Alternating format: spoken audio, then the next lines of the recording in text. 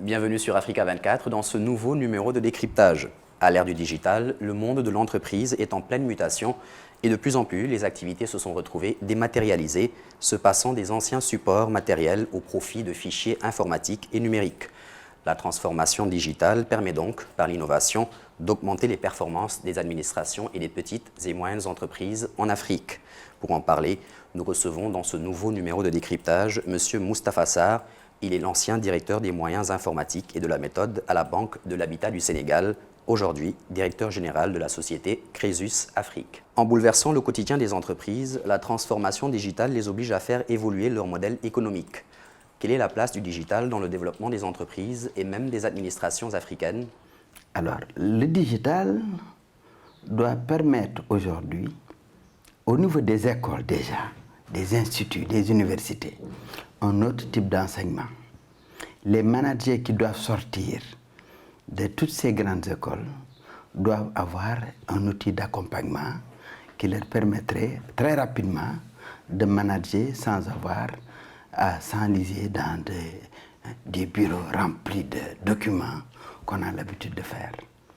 Atteindre parfaitement la transformation digitale, utiliser pleinement les possibilités du numérique.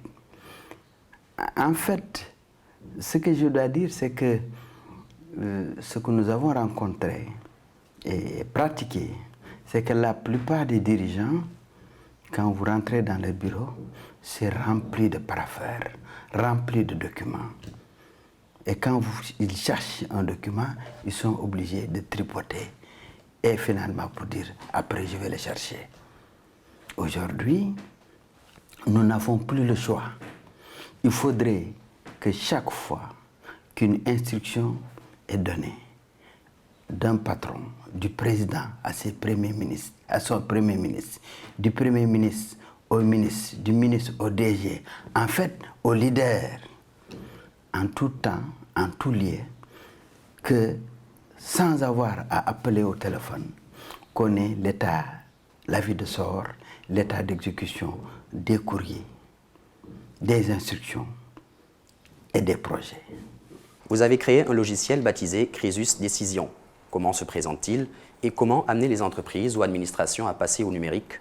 C'est encore une question très pertinente, mais simple. Il fallait y penser. Nous avons eu la chance d'avoir développé un outil qu'on a appelé Crésus Décision, qui permet aux managers, quel qu'il soit, d'avoir un avis de sort de n'importe quelle tâche sans avoir à bouger. Alors, comment s'y prendre?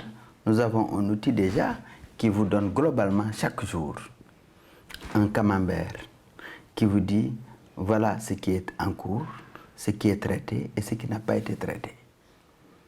Quand vous êtes un patron, vous avez en permanence un outil pareil, vous avez la possibilité de cliquer sur un bouton, il vous donne la liste des entités qui dépendent de vous.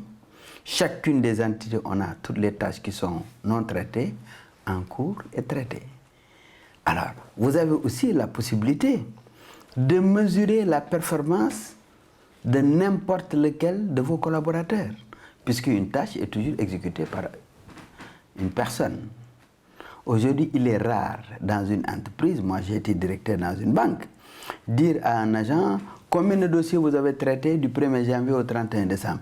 Impossible de le savoir. Donc la mesure de la performance de l'entité ne souffre d'aucune ambiguïté maintenant avec un outil pareil. Comment associer les collaborateurs et parties prenantes de l'entreprise à cet outil? Excellent. Évidemment, c'est une question que l'on pose souvent. Vous savez, dans l'entreprise, il y a un fonctionnement standard que tout le monde connaît. Le courrier vient par le système de courrier. Vous le dispatchez à un chef d'entité, lequel chef d'entité le transmet électroniquement à un collaborateur.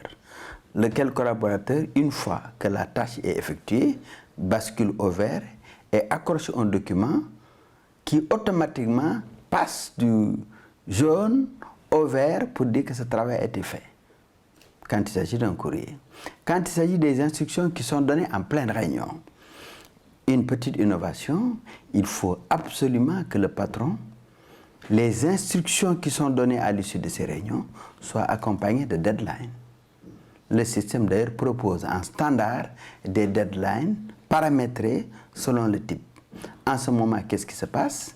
Chaque fois qu'une instruction est donnée à un chef d'entité, lequel chef d'entité peut le transférer tout de suite à d'autres entités ou à un collaborateur directement qui est chargé de faire ce travail. Donc cela ne pose aucun problème à ce niveau. Mais qu'il fait? Il faut un administrateur. L'administrateur est un proche collaborateur du directeur général. C'est souvent la personne qui est chargée de faire les PV. Contrôleur général, contrôleur interne, directeur de l'audit, conseiller spécial. Pour le courrier, c'est le service du courrier. Ou alors l'assistante ou l'assistant du DG qui respecte les instructions qui ont été données et le transfère automatiquement au chef d'entité. La transformation digitale permet, par l'innovation, d'augmenter les performances des petites et moyennes entreprises en gagnant en productivité ou en avantage concurrentiel. Pensez-vous que l'Afrique soit prête aujourd'hui à un changement radical? La genèse du logiciel provient en fait du premier gouvernement du président Macky Sall. C'est là que le Premier ministre d'alors m'avait chargé de développer un outil qui lui permettrait d'avoir un suivi sur l'ensemble des instructions qui sont données.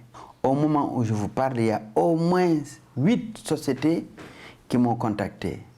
Mais entre me contacter et le finaliser, il y a à manger et à boire. Parce qu'il faut des hommes forts. Souvent, il y a des collaborateurs qui, parce qu'ils sont nommés politiquement, le patron ne peut pas leur dire « faites-moi ça dans 24 heures ou dans 5 jours ». Alors que l'outil lui permet, même si vous êtes en France, en mission, vous pouvez faire le travail et l'accrocher.